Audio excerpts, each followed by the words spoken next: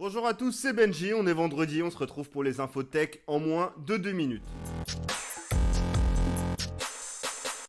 Oui, 2 minutes aujourd'hui, ou presque, parce qu'on a beaucoup de choses à voir. Lundi soir avait la présentation Apple, la WWDC. C'est une présentation qui ne concerne que le logiciel. Et on commence par la nouvelle version d'iOS, iOS 15, donc qui sera disponible à la rentrée. Une des premières nouveautés concerne la fonction appelée Focus. En fait, vous allez pouvoir créer des profils. Sur ces profils, vous allez pouvoir dire, voilà, pendant que je travaille, je veux uniquement les notifications mail et SMS. Quand je suis en famille, je veux uniquement le sport, par exemple. Vous allez choisir vous-même les notifications qui vous intéressent en fonction de ce que vous êtes en train de faire. Un des autres avantages de cette fonction, c'est que votre contact sera averti si vous avez coupé vos notifications et il pourra forcer la notification. Nouveauté au niveau de FaceTime, déjà on aura une meilleure qualité audio. Vous aurez aussi la possibilité d'avoir un mode portrait, c'est-à-dire d'avoir le flou à l'arrière-plan. Et surtout, ils ont apporté des nouvelles fonctions où vous allez pouvoir partager votre audio, donc par exemple écouter de la musique et l'autre personne l'entendra aussi, partager ce que vous avez sur votre écran et enfin pouvoir regarder un film ensemble. Par exemple sur votre Apple TV, vous avez votre film et vous avez vos amis en même temps sur l'iPhone et ainsi pouvoir regarder le film comme si vous étiez tous ensemble. Alors je disais sur votre iPhone, et pas